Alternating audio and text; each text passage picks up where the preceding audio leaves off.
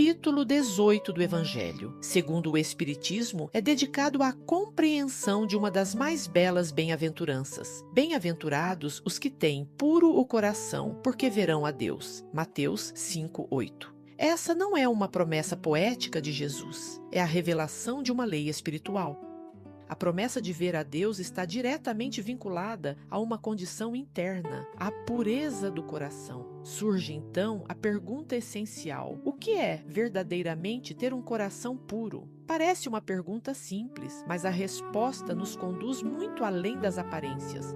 Para dentro, para o santuário de nossos pensamentos e sentimentos mais íntimos. Nossa jornada começa com um conflito fundamental, um que o Evangelho ilustra com precisão: o embate entre os rituais externos e a verdadeira condição da alma. É um tema que Jesus abordou sem reservas, especialmente ao confrontar os fariseus. E a declaração para a época era genuinamente provocadora. Enquanto a preocupação recaía sobre a tradição de lavar as mãos, Jesus inverte o olhar e redireciona o foco de maneira radical. A impureza, segundo ele, não vem de fora para dentro, ela nasce dentro de nós, no coração. Observe o contraste que o Evangelho nos apresenta. De um lado, a tradição dos homens, voltada para as aparências e os rituais. Do outro, o mandamento de Deus, que se ocupa da essência, daquilo que cultivamos interiormente, dos sentimentos que alimentamos. Fica evidente que a ênfase recai sobre a reforma moral e não sobre a mera observância de práticas exteriores.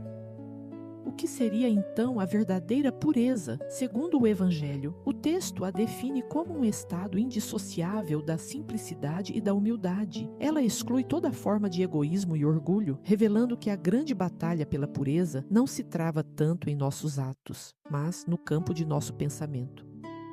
Isso nos conduz a um conceito ainda mais profundo. Se a pureza reside no pensamento, a impureza também tem sua origem ali. O pecado se inicia muito antes da ação. Ele começa no pensamento. Essa é uma das afirmações mais contundentes do Evangelho a esse respeito. Jesus eleva consideravelmente o padrão moral, afirma que a intenção, o desejo impuro que nasce no coração, já constitui em si a falta. O pensamento mau é visto como um sintoma, um sinal da imperfeição da alma.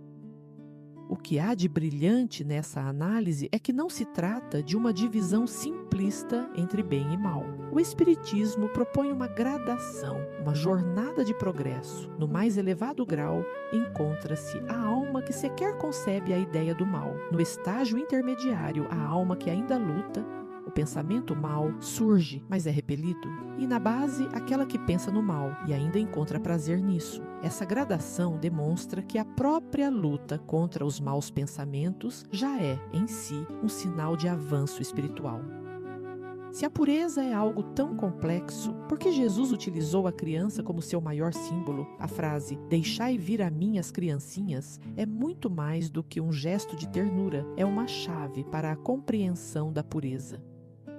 A perspectiva espírita sobre a infância é fascinante. A criança não é um espírito novo, mas um espírito que, ao reencarnar, passa por um processo de esquecimento temporário do passado. Reveste-se do que o texto chama de túnica da inocência, tornando-se mais dócil e receptivo ao aprendizado. É por isso que ela simboliza a pureza que devemos buscar, essa simplicidade e essa capacidade de sermos moldados para o bem. Ampliemos agora esse tema do interior versus o exterior para compreender o que o Evangelho realmente designa pela palavra escândalo. Não se trata apenas daquilo que choca a sociedade. O sentido é mais profundo. No sentido evangélico, o escândalo é o resultado direto do nosso mal moral. É a consequência visível de nossas imperfeições internas. Uma palavra dura, uma atitude egoísta, tudo isso pode constituir um escândalo, porque é o mal que habita em nós se manifestando exteriormente.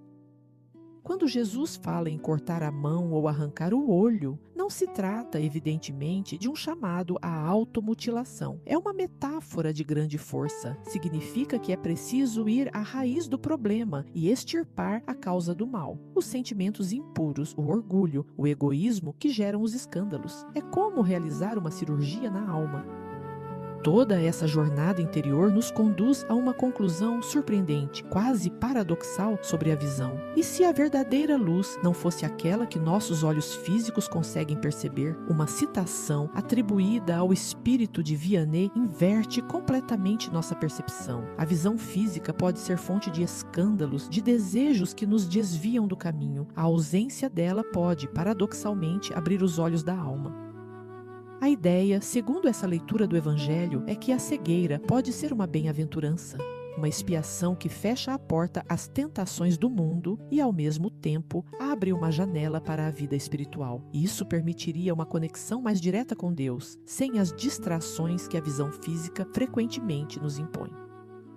E assim, concluímos onde começamos, porém com uma nova profundidade. A promessa de ver a Deus não se refere aos olhos do corpo, mas aos do coração. A jornada pela pureza é, no fundo, uma jornada para purificar nossa visão interior, para que possamos, enfim, enxergar a única luz que verdadeiramente importa.